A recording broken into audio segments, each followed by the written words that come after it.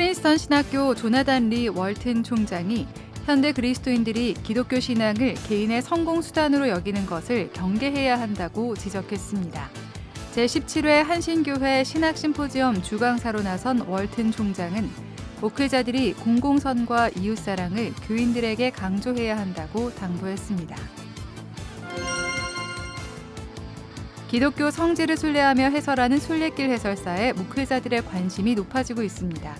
최근 지역별로 순례길 개발이 활발해지면서 순례길 해설사 수요도 늘고 있습니다.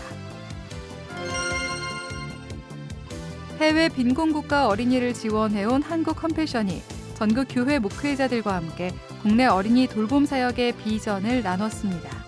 특히 많은 가정이 어려움을 겪는 현실을 돌아보며 교회가 어린이들을 돌보는 사랑의 공동체 역할을 감당해야 한다고 강조했습니다.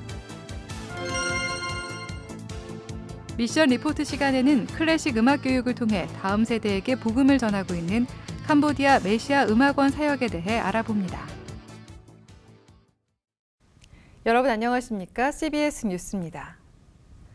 목회자 연장 교육을 위한 제17회 한신교회 신학심포지엄이 오늘까지 나흘 일정으로 진행됐는데요. 주강사로 나선 미국 프린스턴 신학교 조나단 리 월튼 총장은 신앙을 개인의 성공 수단으로 여기는 인식을 경계하고 공공선과 이웃사랑 정신을 회복해야 한다고 당부했습니다. 한혜인 기자의 보도입니다. The kingdom of God is not a brand, I said. 기독교인이 개인의 경쟁력 강화를 위한 수단으로 신앙을 이용하는 일이 없도록 스스로 점검해야 한다는 목소리가 나왔습니다. 개인만의 성공과 성취를 위한 방법으로 하나님을 믿는 행위나 이웃 사랑 없는 이기적 신앙심을 경계해야 한다는 겁니다. 제17회 신학심포지엄 주강사로 나선 프린스턴 신학교 조나단 리 월튼 총장은 경쟁 사회 속에서 기독교인들은 개인의 신앙을 자기 개발을 위한 수단으로 바라볼 수 있다고 우려했습니다. 월튼 총장은 오늘날의 탈종교화 현상도 이와 무관하지 않다며 자기 중심성에서 비롯된 이기적인 신앙, 종교의 사유화를 경계하자고 말했습니다. In the United States, we have witnessed decade over decade growth among this population. In the U.S., we often refer to them as the spiritual but not religious crowd. 월튼 총장은 목회자의 책무는 성도들이 지역사회에서 기독교인의 역할을 깨닫게 하는 것이라며 공공선과 이웃사랑의 관점에서 성도들이 올바른 신앙을 가질 수 있도록 힘쓰는 목회자들이 되자고 말했습니다. 목회자 연장교육을 위해 한신교회와 레드랜즈 대학교 샌프란시스코 신학대학원이 주최한 제17회 신학심포지엄은 지난 10일부터 나흘간의 일정으로 진행됐습니다. 성경에 대해서 많은 것을 배우는 그런 자리가 되길 바라고요. 또 목회 현장에 가서 더 적극적으로 하나님의 복음을 증거하는 목회자가 되기를 바랍니다. 심포지엄에 참석한 460여 명의 목회자들은 영적인 체험과 교제의 시간을 가졌습니다. 목회하면서 이게 방전만 했는데 이 3박 4일 기간 동안 영적으로 또 학문적으로 충전하고 또 채워가는 그런 시간을 가지려고 그런 마음으로 왔습니다.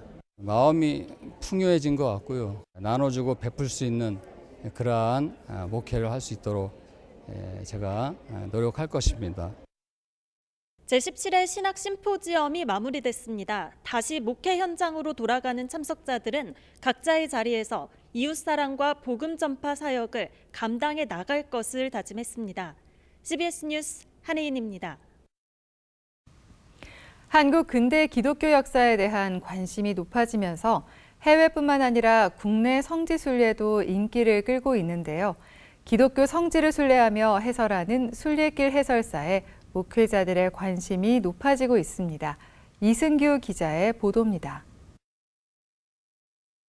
토비아 선교회에서 기독교 성지 순례길 해설사로 활동하고 있는 조문선 목사. 조 목사는 튀르키예와 이집트, 요르단 등의 해외 순례길과 국내 순례길 등을 해설하고 있습니다. 조문선 목사는 순례길 해설사로 활동하며 목회의 다른 길을 찾을 수 있었습니다. 최근 순례길 해설사에 대한 목회자들의 관심이 높아지고 있습니다. 정보 전달을 목적으로 하는 여행 가이드가 아닌 목회자로서 더 깊은 신앙 이야기를 할 수 있기 때문입니다. 예를 들어 국내 순례길을 탐방하면서 복음을 전하기 위해 헌신했던 선교사들의 이야기를 전하며 현재 우리가 가져야 할 신앙의 모습을 돌아보게 해줄 수도 있습니다. 조문선 목사는 순례길 해설사를 하면서 교인들의 신앙 성장을 돕고 교회에도 도움을 줄 수 있다는 점을 발견했다고 말했습니다. 저희들이 목적으로 하는 것은 순례를 통해서 성도들의 신앙이 성장하도록 만드는 걸 돕는 거거든요. 그리고 또 이걸 통해서 교회가 다시 활성화될 수 있는 그런 기회들을 만드는 것이고요. 그래서 대부분 다 목사들이기 때문에 목회적인 그런 입장에서 어떻게 성도들을 도울 수 있을 것인가, 어떻게 교회들을 도울 수 있을 것인가. 순례길 해설사는 목회 이중직의 한 분야로도 주목을 받고 있습니다. 목회에 크게 지장을 받지 않고 사역을 확장할 수 있고 경제적으로도 도움을 받을 수 있습니다. 최근에는 각 지역별로 기독교 유적지 발굴이 활발하게 이루어지고 있어 순례길 해설사의 필요성도 높아지고 있습니다. 목사님들이 전체적으로 전국적으로 다니지 못하겠지만 그러나 그 자기 있는 지역에서 자기 있는 지역의 기독교 역사들을 잘 정리를 하신다면 자기 교회 성도들을 대상으로 먼저 시작을 하시고, 다만 목회자를 대상으로 순례길 해설사를 양성하는 곳이 아직은 부족하다는 점이 아쉬운 부분입니다. 국내외 순례 사역을 전문적으로 해온 토비아 선교회는 이런 현실을 감안해 순례길 해설사 교육에 앞장서고 있습니다. 여기에 작은 교회 돕기에 앞장서는 크라이스트리 목회연구소도 작은 교회 목회자들에게 순례길 해설사를 소개하고 있습니다. 크라이스트리 목회연구소는 작은 교회 리모델링 공사 등 다양한 사역을 펼치고 있는 단체입니다. 사역하기 힘든 시기에 작은 교회들이 힘을 모아서 지교회의 부흥과 함께 지역사회를 함께 영향력을 끼치며 나아가는 교회들이 되고자 함께 노력하며 그 방향을 향해서 나아가고 있습니다. 목회 사역이 점차 어려워지는 시대, 순례길 해설사가 조금이나마 목회의 막힌 길을 뚫어주는 통로가 되길 기대해 봅니다. CBS 뉴스 이승규입니다. 국제 어린이 양육기구 한국 컴패션이 전국 교회 목회자들과 함께 다음 세대 비전을 나누는 자리를 마련했습니다. 지나친 경쟁 사회 속에서 많은 가정이 어려움을 겪는 현실을 돌아보며 교회 공동체가 어린이 돌봄 사역에 적극 나서자고 제안했습니다. 오요셉 기자입니다. 국제사회 소외 어린이들을 지원해온 한국 컴패션이 국내 어린이들을 교회가 어떻게 돌봐야 할지 고민하는 자리를 마련했습니다. 지나친 경쟁 사회 속에서 성장하는 우리나라 어린이들이 겪는 정신적, 심리적 어려움에 주목하며 교회가 사랑의 공동체 역할을 감당하자는 겁니다. 특히 어린 시절 경험하는 불안과 애정 결핍, 소외 등 다양한 상처들은 지속적으로 개인의 삶에 영향을 미친다는 점을 주목하고 교회가 어린이들에게 공동체의 사랑을 경험할 수 있도록 노력하자는 목소리가 나왔습니다. 강연자로 나선 베이직교회 조정민 목사는 가정과 교회는 본질이 사랑이란 점에서 똑같다며 가정과 교회는 이 세상이 지나친 이기심으로 무너지지 않도록 지탱하는 두 개의 기둥이라고 말했습니다. 조 목사는 그러나 오늘날 한국 교회는 조건 없는 사랑을 경험할 수 있는 공동체가 되지 못하고 있다면서 진정성 있는 사랑을 회복해 참된 복음의 능력을 발휘해야 한다고 강조했습니다. 정말 교회 본질은 사랑이라는 것. 모든 은사가 은사되게 하는 것은 사랑이에요. 신기하게도 우리는 사랑할 때 사랑받는 걸 경험하는 것이죠. 우리가 진심이면, 사랑이 진짜면, 그럼 그건 자석과도 마찬가지예요. 사랑보다 큰 매력이 어디 있습니까? 그게 없으니까 가짜 사랑에다 녹아나는 거죠. 한국 컴패션 대표 서정인 목사는 극심한 빈곤과 열악한 환경 속에서도 복음을 통해 인생이 변화된 전 세계 컴패션 어린이들의 사례를 나누며 복음의 능력을 강조했습니다. 이어 한국의 경우 물질적인 어려움은 극복했지만 심적, 영적인 가난함은 심각하다며 교회가 예수 그리스도의 사랑을 흘려보내는 새로운 가족이 되어줘야 한다고 말했습니다. 아이들에게 교회라는 매개체가 바로 하나님의 가족이 되어갑니다. 무조건적인 하나님의 사랑과 은혜의 메시지로 그 거짓된 사회와 죄와 사단과 수많은 것들이 손가락질을 하고 있는 아이에게 완전히 다른 사랑의 메시지를 전합니다. 교회가 바로 천국이 되고 하나님의 공동체가 되고 가족이 되어서 새로운 가정의 메시지를 듣게 됩니다. 한편 컴패션은 이 자리에서 전인적 어린이 양육 프로그램을 기반으로 개발한 제자훈련 프로그램을 목회자들에게 소개했습니다. 컴패션은 교사와 부모, 어린이가 함께 전인적으로 동반 성장할 수 있도록 다양한 교육과 훈련을 제공할 것이라며 다음 세대를 향한 교회의 적극적인 노력을 당부했습니다. CBS 뉴스 오요셉입니다.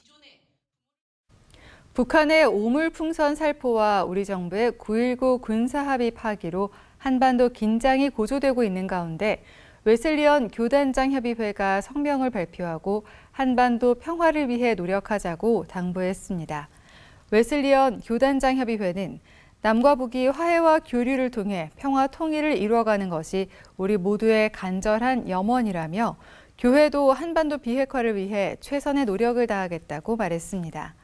이들은 이어 현재 상황이 엄중한 시기라며 한반도를 위협하는 모든 군사적 긴장과 위협에 절대 반대한다고 강조했습니다.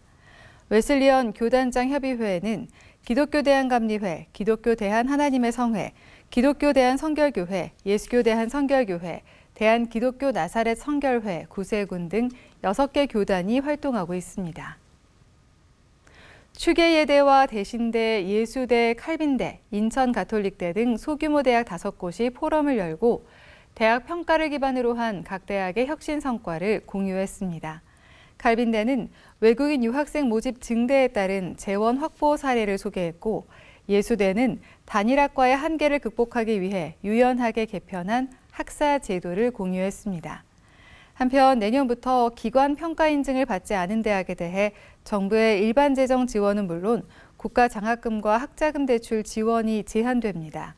이에 따라 그동안 평가 예외로 인정됐던 칼빈대 등 일부 신학대학들이 하반기 인증 평가를 준비하고 있는 것으로 알려졌습니다.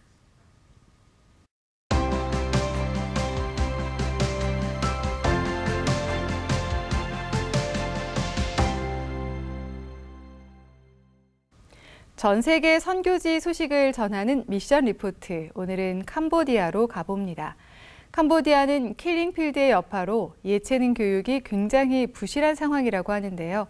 오늘은 클래식 음악 교육을 통해 다음 세대에 그리스도의 사랑과 복음을 전하고 있는 메시아 음악원 사역을 살펴봅니다. 캄보디아 이일철 선교사가 전해드립니다. 캄보디아 선교가 101년째를 맞이했습니다. 많은 사역들이 이루어졌고 너무 고귀한 사역들이 이루어졌습니다.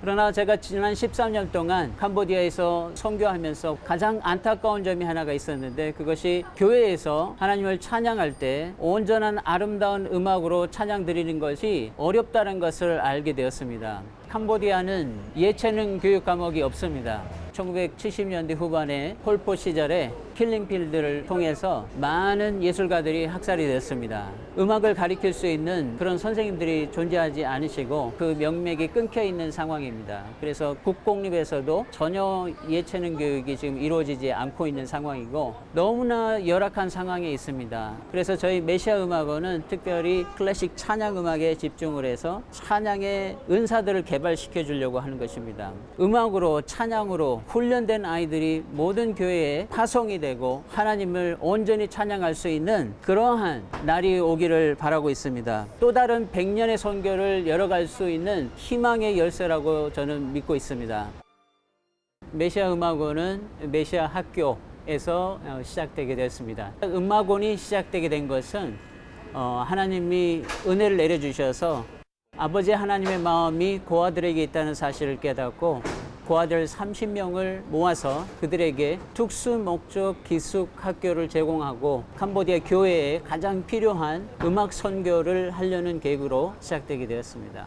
메시아 음악원에서 아이들이 공부를 하게 되면 아침에 일어나서 주님의 말씀으로 시작을 하고 오후에는 클래식 음악으로 하나님을 찬양하게 되고 그리고 저녁에는 함께 한 목소리로 하나님을 찬양하는 그런 일들을 하게 됩니다. 전문적으로 하나님 말씀과 하나님의 음악으로 훈련된 아이들이 복음을 전하는 사역자들로 키워지게 됩니다. 메시아 음악원은 하나님의 말씀으로 온전히 가리키고 찬양을 가리켜서 캄보디아 깊은 곳곳에 복음이 미치지 않은 곳곳에까지 들어가서 찬양으로 주님께 영광 돌리고 복음을 전하고 전 세계를 다니면서 복음을 전하는 그런 사역을 하려고 계획을 하고 있습니다. 메시아 음악원을 시작하게 하셨고 푸놈펜에서 2시간 떨어져 있는 깜퐁 츠낭이라는 곳으로 장소를 선교지를 변경시켜 주셨습니다. 그곳에는 예수 마을 프로젝트라는 예수 마을을 건설하는 프로젝트가 진행되는 곳입니다.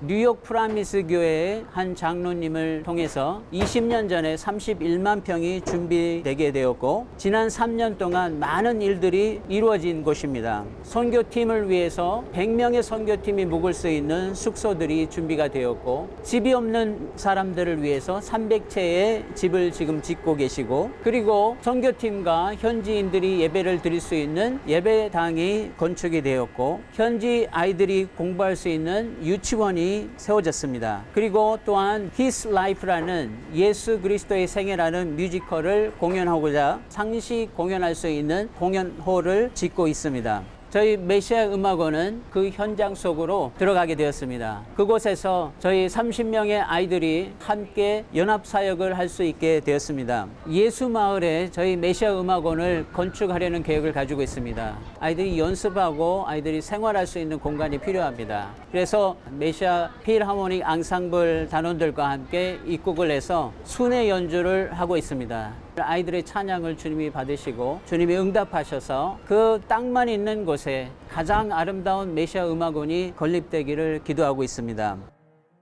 캄보디아는 경제가 많이 성장을 해서 지금 예술에 대해서 그 필요와 수요가 팽창하기 일보 직전에 있습니다.